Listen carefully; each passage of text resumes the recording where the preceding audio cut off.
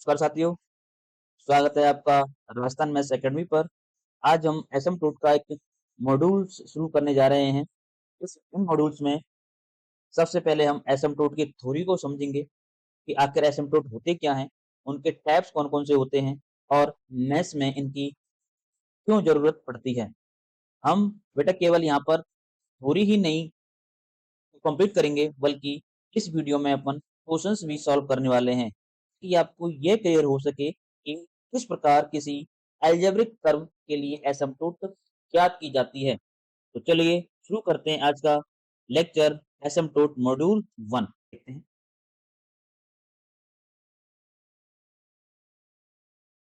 एसिम्पटोट एक रेखा होती है बच्चों, एक ऐसी रेखा होती है जो दिए गए वक्र को अनंत पर क्या करती है, स्पर्श करती है और साथ ही इसकी मूल बिंदु से दूरी बेटा क्या होती है आपकी परिमित होती है। तो हम कहते हैं कि वो रेखा जो होती है वो क्या होगी आपकी एसिम्पटोट होगी।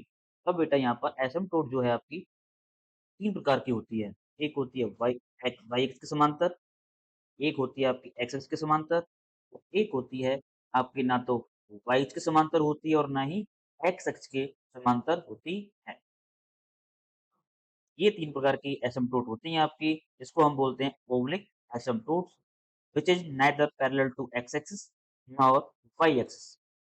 तो देखिए, यदि मेरे पास कोई कर्व दे रखा है y equal to F X, तो मैं इसकी एसिम्पटोट इस प्रकार ज्ञात कर सकता हूँ। देख सकते हैं यहाँ पर, देखिए एसिम्पटोट है आपके पास, तो मान लेते हैं कि वो कर्व का समीकरण क्या है आपका y equal to F X है। इसके किसी बिंदु पी एक्स वाई पर स्पर्श रेखा का समीकरण। बेटा एक और चीज बताना चाहूंगा मैं आपको, जो आपकी रेखा होती है आपकी एसिम्पटोट, उसका समीकरण y equal to m x plus c की फॉर्म में होगा। एम क्या है आपकी स्लोप ऑफ टेंजेंट है और ये क्या है आपका है खंड की लंबाई। तो किसी पॉइंट इस वक्र के किसी पॉइंट P पर स्पर्श रेखा का समीकरण क्या होने वाला है वो देखिए आप, y minus y one equal to d y over d x x minus small x. अपन इसको लिखेंगे और ये इक्वेशन वन आएगी आपकी। ये क्या है आपका इक्वेशन ऑफ टेंजेंट है, या कह सकता हूँ इक्वेशन ऑफ इसका आपका एसिम्पटोट है।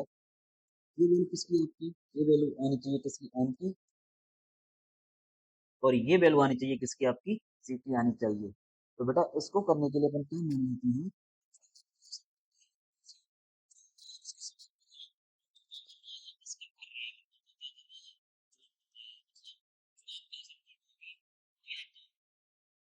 एक्सेस के समांतर होगी या फिर वो आपकी ओब्लिक एसिम्पटोट होगी।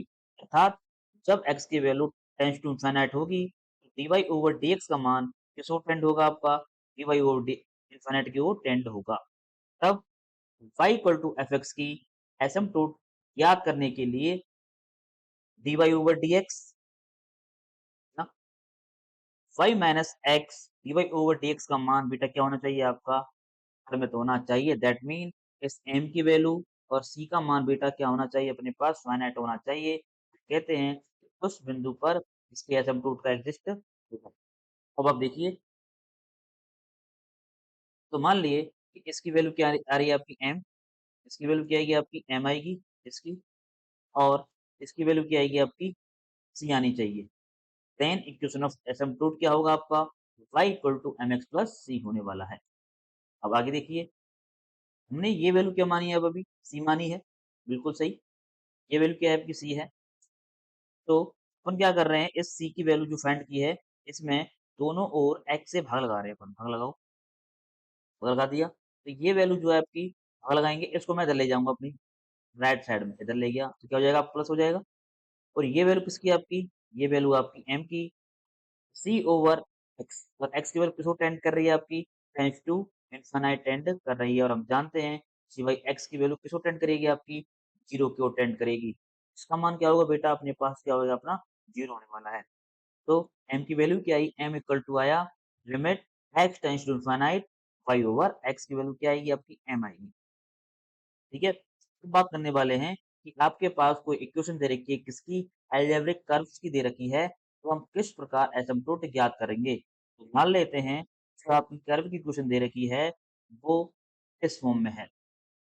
जिसमें x और y इसमें किसके पद हैं आपके n घात के पद हैं प्लस फिर क्या आएगा आपका n माइनस 1 घात के पद हैं फिर क्या आएगा n माइनस 2 घात के पद हैं एंड सो ऑन फिर क्या आएंगे आपके शून्य घात के पद आएंगे बराबर भी क्या है आपका 0 दैट मीन आपके जितनी पद हैं आपके वो n से लेकर के किस प्रकार लिखे हुए हैं पहले है n घात का पद फिर है n माइनस 1 के घात का पद और फिर है आपका n माइनस 2 घात का पद इस प्रकार आपके इक्वेशन पद जो लिखे हुए हैं टर्म्स अब मैं इसको कैसे लिख रहा हूँ आप देखिए जो आपका अलजेब्रिक कर्व है that is the phi N जिसमें x और y की घात कितनी है आपकी n है ये है n माइनस 1 घात का पद ये है n माइनस 2 घात का पद एंड सो ऑन बराबर क्या आएगा आपका 0 आएगा तो अपन क्या करेंगे पहले हम बात करेंगे x अक्ष के समांतर एसिम्प्टोट बेटा देखिए अपन को क्या करना है जो कर्व आपको दे रखी है उसके समीकरण में x की जो उच्चतम घात है उसके कोएफिशिएंट को क्या करना है आपको शून्य के बराबर कर देना है शून्य करने पर आपको क्या मिल जाएगी एसिम्प्टोट का समीकरण मिल जाएगा और यदि x की उच्चतम घात का गुणांक क्या है बेटा अपने पास अचर है तो x के समांतर कोई भी एसिम्प्टोट नहीं होगी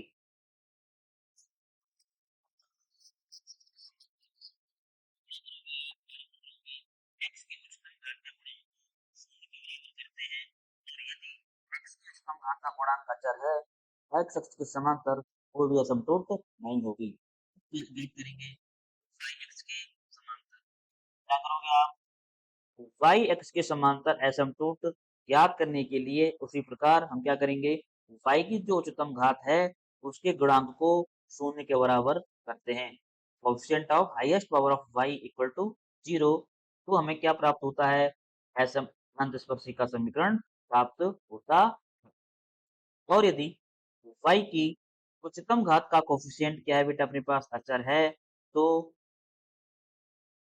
y के समांतर कोई भी एसिम्प्टोट एग्जिस्ट नहीं करेगी बिल्कुल ऐसे ही यदि आपको x और y के समांतर एसिम्प्टोट चाहिए तो क्या करोगे आप जो x और y की उच्चतम घात के गुणांक हैं उनको किसके बराबर करोगे आप शून्य के बराबर करोगे जो भी वैल्यू आएगी वही क्या आएगा आपका एसिम्प्टोट का समीकरण आएगा अब आप देखिए जो ना तो x के समांतर है और ना ही y x के समांतर है उसकी एसिम्प्टोट को अपन क्या करते हैं किस प्रकार ज्ञात करते हैं तो क्या करोगे आप जो भी समीकरण दे रखा होगा हमारे लिए उस समीकरण में आप x बराबर 1 पुट करोगे और x बराबर y बराबर क्या पुट करोगे m पुट करोगे रखने पर तब वक्र का समीकरण क्या आएगा आपका जो आपका इक्वेशन है कर्व का वो इस इक्वेशन में क्या हो जाएगा बेटा कन्वर्ट हो जाएगा phi N plus phi N minus 1 plus phi N minus 2 M and so on बराबर 0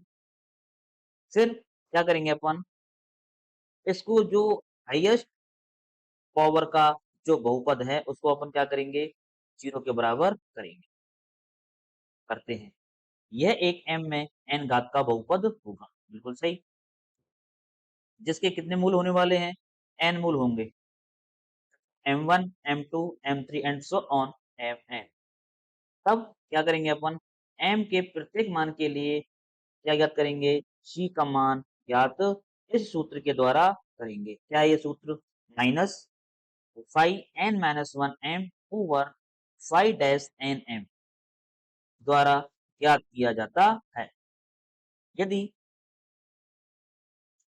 m1 m2 m3 and so on mn के संगत c के मान क्रम से c1 c2 c3 and so on cn है तब एसिम्प्टोट के समीकरण क्या होगा आपका y equal to mix plus ci i की वैल्यू क्या है 1 2 3 एंड सो ऑन n एक से लेकर के n तक प्रत्येक m के करस्पॉन्डिंग अपन को किसकी वैल्यू ज्ञात करनी है c की वैल्यू और c की वैल्यू हमें इस फॉर्मूला के द्वारा ज्ञात करनी है c equal to minus five n minus द्वारा ज्ञात किया जाता है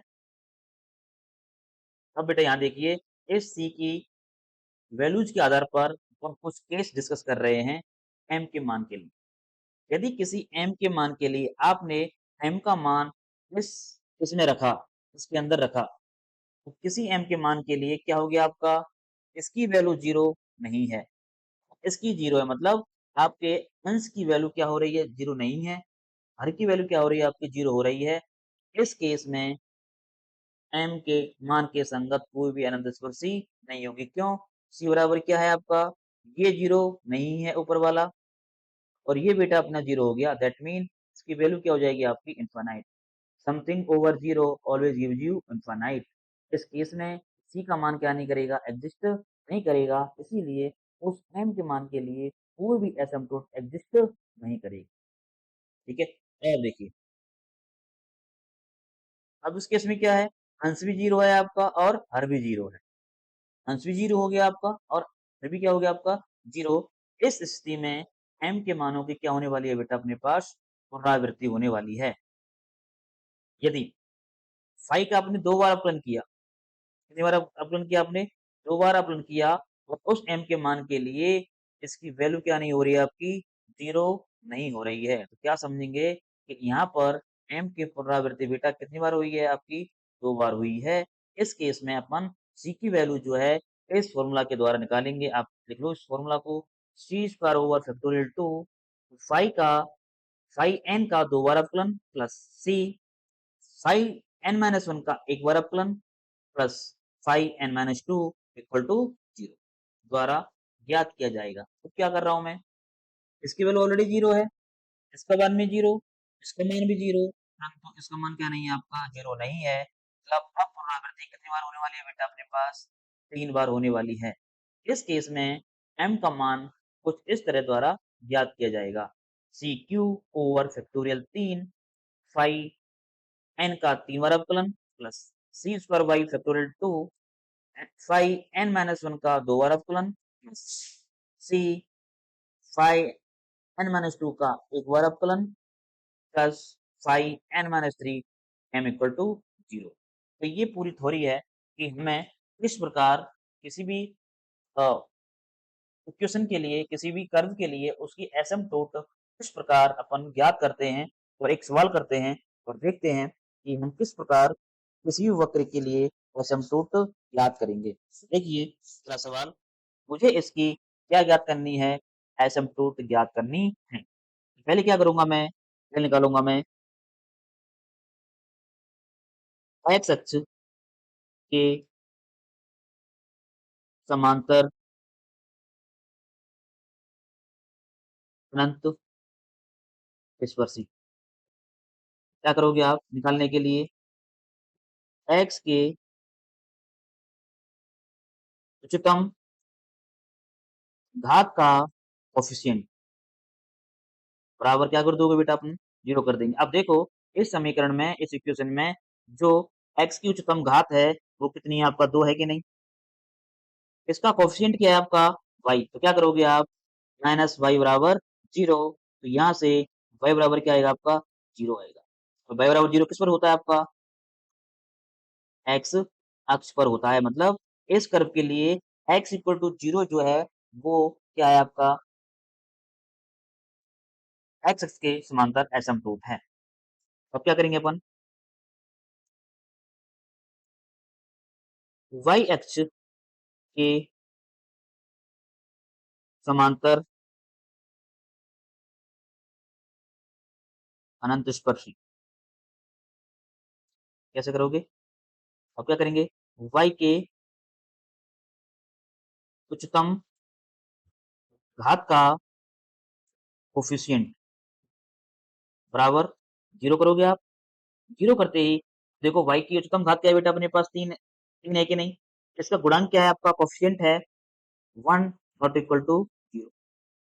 क्या समझे, मैंने लिखाया था कि y की उच्चतम घात का गुणांक यदि अचर होता है, उस स्थिति में y x के समांतर कोई भी असमतोट नहीं होगी। लिख सकते हो आप, इस स्थिति में, इस स्थिति में y अक्ष,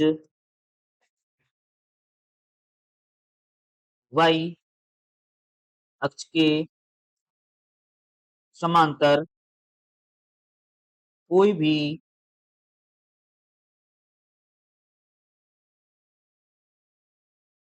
अनंत स्पर्शी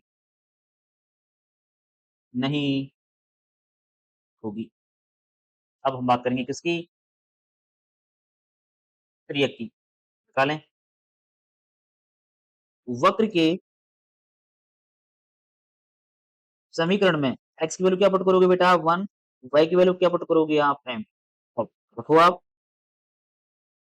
क्या आएगा यहाँ से?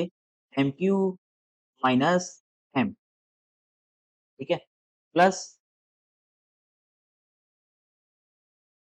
Plus 2m square plus 4m plus 1 बराबर 0। आप देखोगे यहाँ से कि 53m की वैल्यू क्या है यहाँ से क्लियर? ये वैल्यू आई आपकी एम क्यू माइनस एम। 52 की वैल्यू क्या आई अपने पास? ये वैल्यू आई अपने पास 2m स्क्वायर। और 51m की वैल्यू क्या आई? वो आई 4m प्लस 1। क्योंकि इसमें शून्य घात का पद नहीं है, इसीलिए अपन 50 नहीं निकालेंगे। क्या करेंगे अपन? उच्चतम घात के जो बहुपद है यही तो है इसका। इसको क्या करेंगे अपन? 0 को बराबर करेंगे तो क्या आएगा? एम क्यू माइनस एम बराबर 0। तो बेटा यहाँ से अपने पास m की वैल्यू क्या आएगी? m बराबर 0, 1 और -1। 3 m के मान आ चुके हैं। तो यही है, और इन m के मानों के करस्पॉन्डिंग हम ज्ञात करेंगे किसकी वैल्यू? c की वैल्यू। जानते हैं कि c की वैल्यू होती क्या है? Minus 5 n minus 1 m over 5 dash n m। तो n की वैल्यू क्या है बेटे पास? अपने पास 3 है, सबसे हाईएस्ट। माइनस 5 कितना आएगा? 52 m ओवर 5 डैश 3 m। मान लिख लो इसका। माइनस 5 m की वैल्यू क्या है?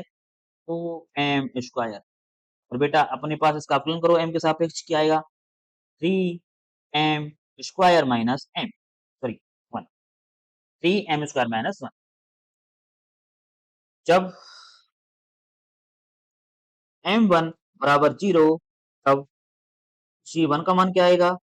c1 बराबर m का मान 0 रखो, तो c की वैल्यू क्या आएगी अपने पास? 0 है। ठीक है, ये है। तो यहाँ से समीकरण क्या आएगा एसिम्प्टोट का? y बराबर m1x प्लस c1।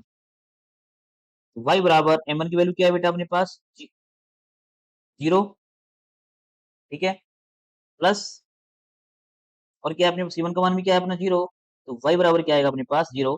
यही हम ऑलरेडी निकाल चुके हैं कि एक एसिम्प्टोट जो है आपकी x अक्ष की क्या होगी? आपकी समांतर होगी। अब जब m की वैल्यू क्या है अपने पास? m2 बराबर क्या है आपका? 1।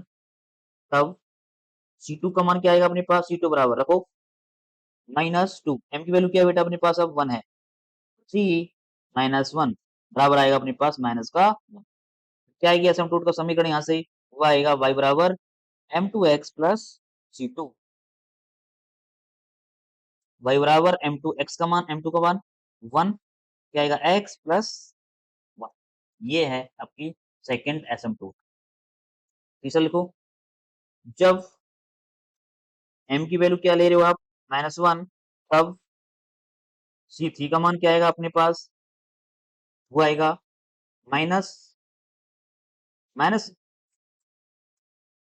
2, वो आएगा -2।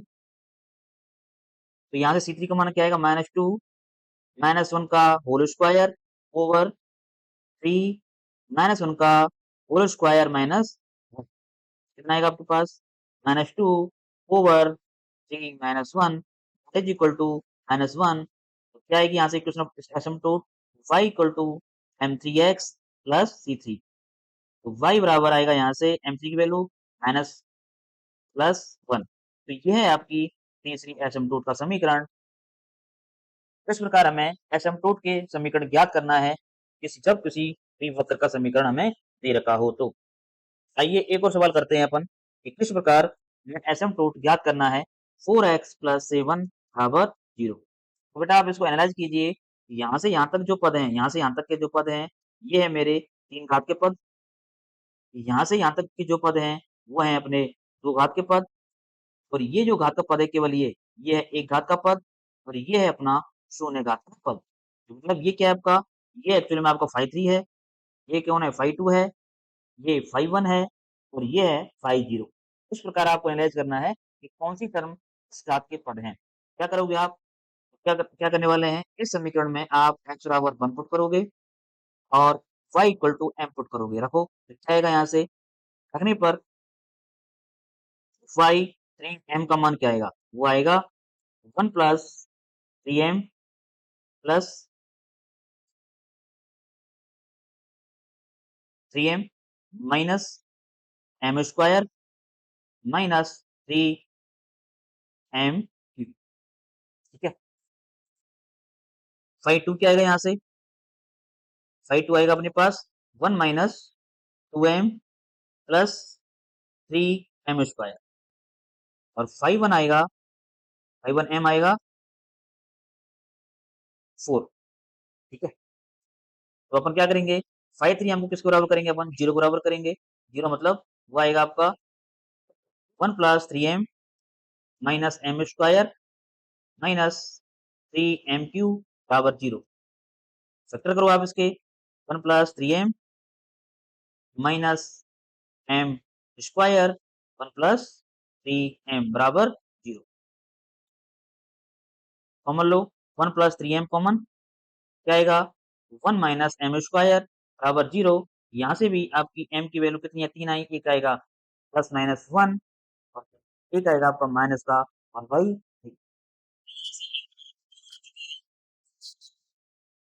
प्लस माइनस 1 और m की वैल्यू क्या आएगी आपकी? माइनस का 1/3। तो c की वैल्यू क्या आएगी यहाँ से? बेटा c की वैल्यू जो होती है अपनी, c बराबर आएगा अपना minus 5 two m over 5 dash 3m। 5 2 की वैल्यू क्या है आपकी? माइनस, लिख लो 1 minus 2m plus 3m square. इसका अपलन करो, 5 3 का अपलन करो, m के सापेक्ष क्या आएगा? इसका 3 minus 2m minus 9m square. ये है अपनी c की वैल्यू। अब वैल्यू ले लो आप एक एक करके। m बराबर क्या है आपका? 1। m बराबर 1। देन c1 का मान क्या आएगा? आप रखो मान minus 1 minus 2 plus 3 over 1 3 minus 2 minus 9। देखो आप, माइनस ये कितना आएगा? 2 ओवर माइनस 9, तो ये आएगा आपको माइनस का 8। तो ये आएगा आपका 1/4। तो इक्वेशन क्या आएगी आपकी एसिम्पटोट की? y बराबर m का मान 1, x प्लस का 1/4। पहली एसिम्पटोट आएगी corresponding to m equal to 1। अब दूसरी निकालो। जब m2 बराबर क्या हुआ आपको? -1, तब c2 क्या आएगा अपना? माइनस वैल्यू रखो इसके अंदर। इसके अंदर आप m इक्वल टू क्या रखो? -1। क्या आएगा? 1 प्लस 2 प्लस का 3 ओवर 3 प्लस 2 माइनस 9। कितना आएगा? -6 ओवर माइनस का 4। कितना आएगा ये?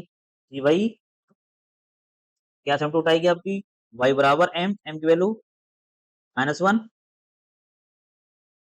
x प्लस c का मान 3/2। तो ये आई आपकी सेकंड असिम्पटोट। क्या आएगा? y बराबर -x प्लस 3/, को रख लो आप। जब m बराबर क्या हो? माइनस का 1/3, देन c3 क्या आएगा बेटा अपने पास? c3 आएगा माइनस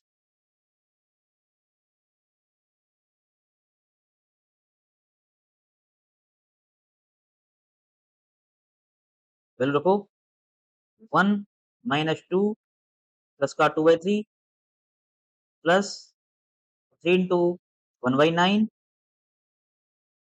ओवर 3 प्लस 2/3 -9 इंटू 1/9, क्योंकि यहाँ पर m की वैल्यू क्या है आपकी? माइनस का 1/3 है। सॉल्व करो आप इसको, कितना आएगा? -1 प्लस 2/3 प्लस 1/3 ओवर 2 प्लस 2/3 ये आया, माइनस 1 प्लस इनको ऐड करेंगे अपन, ये आएगा 1 ओवर इनको ऐड करेंगे अपन 8 और ऊपर जाएगा अपना 3, कितना आएगा -3/4। तो यहाँ से C3 की वैल्यू क्या आएगी अपनी माइनस का 3/4। तो इक्वेशन ऑफ एसिम्प्टोट क्या रहेगी, y बराबर m, m का मान क्या माइनस का 1/3, x प्लस c का मान क्या निकाला आपने माइनस का 3/4। तो यही है अपना करेक्ट आंसर। इस प्रकार हमें एसिम्प्टोट ज्ञात करनी है corresponding to for every value of m। तो साथियों ये रहा अपना पहला क्वेश्चन जिसकी हमें एसिम्प्टोट फाइंड करनी है कि किस प्रकार हम इस कर्व के लिए एसिम्प्टोट ज्ञात करेंगे। तो आप देख सकते हो ये जो पद हैं आपके इस क्वेश्चन के अंदर, ये हैं आपके 3 घात के पद, ये जो पद हैं ये हैं आपके 2 घात के पद, ये जो पद है आपका वो है आपका 1 घात का पद और ये है अपना 0 घात का पद। क्या करेंगे अपन इस समीकरण में, वक्र के समीकरण में, वक्र के समीकरण में बेटा आपको x की वैल्यू क्या पुट करनी है 1 और y की वैल्यू क्या पुट करनी है आपको m इतने पर रखो मान। तो यहाँ से क्या आएगा आपका 53m, जो 3 घात के पद हैं उसमें आपको x की वैल्यू 1 पुट करनी है और y की वैल्यू क्या पुट करनी है आपको पुट करनी है। तो क्या आएगा यहाँ से 1 plus 3m minus m square minus 3m cube. 5 2m क्या आएगा बेटा अपने पास 5 2m आएगा अपने पास 5 2m equal we have 1 minus 2m plus 3m square. ठीक, अपन क्या निकालेंगे आप अब, तो क्या करने वाले हैं अपन 53m को 0 के बराबर करेंगे क्योंकि हमें ये किसके मूल ज्ञात करने हैं आपको m के मूल ज्ञात करने हैं। तो क्या आएगा यहाँ से 1 plus 3m minus m square minus 3m cube बराबर 0। 0 करोगे आप, इसको फैक्टर करो 1 plus 3m minus m square common 1 plus 3m बराबर 0। क्या आएगा यहाँ से आएगा 1 minus m square 1 plus 3m बराबर 0। बेटा यहाँ से m की वैल्यू क्या निकलेगी आएगी अपने पास, m की वैल्यू आएगी m बराबर प्लस माइनस 1 और माइनस का 1/3। ये m की 3 वैल्यू आ चुकी हैं प्लस माइनस 1 और माइनस 1/3। अब मुझे इन m के मानों के संगत c की वैल्यू ज्ञात करनी है। क्या होता है c की वैल्यू, अब c का मान होता है minus 5n minus 1 m over 5 dash N M बराबर n की वैल्यू 3 है minus 5 2m over 5 3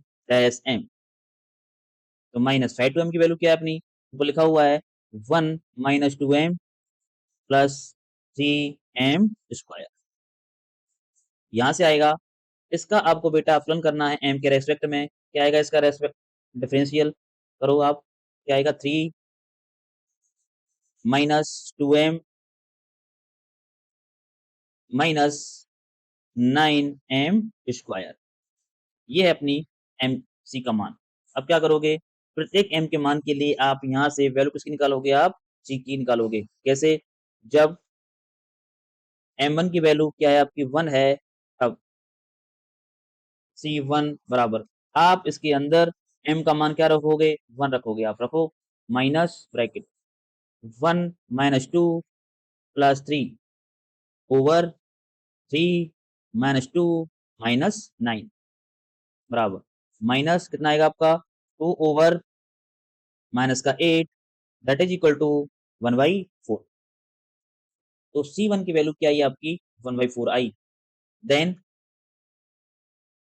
equation of asymptote, अनंत स्पर्शी का समीकरण क्या होगा y बराबर m, m की वैल्यू क्या है 1 प्लस 1/4 तो ये है पहली एसिम्प्टोट का समीकरण। अब क्या करोगे आप? पहला हो गया ये, सेकंड की बात करो। सेकंड क्या है? जब m2 बराबर क्या आ रहा है अपना -1, तब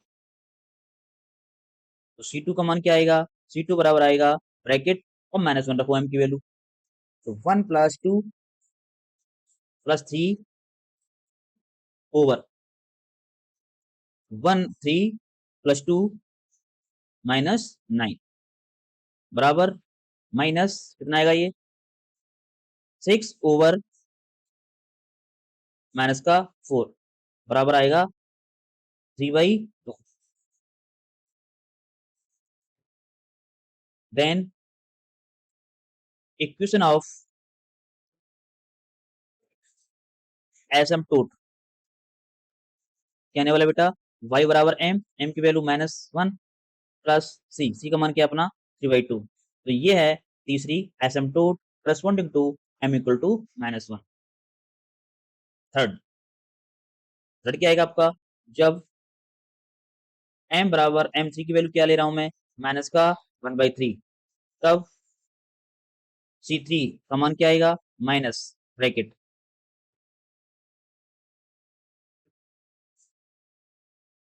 आप देख सकते हो क्या आएगा? 1 - 2m, तो 1 प्लस m की वैल्यू -1/3 क्या आएगा? 2/3, 3 इंटू प्लस का 3 इंटू 1/9 ओवर 3 प्लस 2/3, क्योंकि m की वैल्यू क्या है आपकी? माइनस का 1/3 है, और इस m का मान मैं इसमें रख रहा हूँ -9 इंटू 1/9 बराबर, सॉल्व करो आप इसको, माइनस कितना आएगा? 1 प्लस 2/3 प्लस 1/3 ओवर 3 प्लस 2/3 -1, और सॉल्व करेंगे इसको अपन, माइनस कितना हो जाएगा ये? 2 over 2 plus 2/3 equal -2 over, solve करो इसको, 8 इंटू 3, तो यहां से वैल्यू आएगी माइनस का 3/4। ये वैल्यू किसकी? अपनी C3 की वैल्यू है। तो equation of asymptote, equation of asymptote क्या आने वाला है बेटा? y बराबर m की वैल्यू क्या है? माइनस का 1/3 x प्लस c की वैल्यू क्या है? माइनस का 1/4। तो ये है अपना तीसरा एसिम्प्टोट करस्पॉन्डिंग टू m = -1/3। तो हमें इस प्रकार एसिम्प्टोट के समीकरण ज्ञात करना है जब भी आपके लिए कोई अलजेब्रिक कर्व दे रखी हो। तो अपन एक और सवाल करने वाले हैं कि किस प्रकार अपन एसिम्प्टोट का समीकरण ज्ञात करेंगे। तो बच्चों अपना अगला सवाल है question number 2, x³ plus yx³ minus xy² minus y³ minus 3x minus y minus 1 = 0। तो हमें इस कर्व की एसिम्प्टोट ज्ञात करनी है कि इसके एसिम्प्टोट क्या होंगे। तो फर्स्ट ऑफ ऑल हमें आइडेंटिफाई करना है क्या इसकी उच्चतम घात के पद कौन से हैं क्लियरली, और उसके अंदर मैं निकाल रहा हूँ phi 3m कैसे आएगा? x की वैल्यू 1 और y की वैल्यू, ये मेरा यहाँ से लेकर यहाँ तक का जो पद है वो है आपका 3 घात का पद। तो आप क्या आएगा? 1 plus m minus m² minus m³ 5 m की वैल्यू बेटा अपने पास क्या है? 5 m का मान क्या है अपने पास? 0 है। एंड 5 की वैल्यू क्या है आपके पास? 5 की वैल्यू है -3 माइनस m, ये है अपने पास 5 m की वैल्यू। नाउ अब क्या करेंगे अपन? 5 3m को किसके बराबर करेंगे? 0 के बराबर करेंगे। बराबर क्या करो आप? 1 plus m minus m² minus m³ बराबर 0। इसके फैक्टर करो, 1 प्लस m क्या आएगा? Minus m² common, 1 plus m बराबर 0। तो यहाँ से बेटा क्या आएगा? 1 माइनस m² 1 प्लस एम बराबर 0।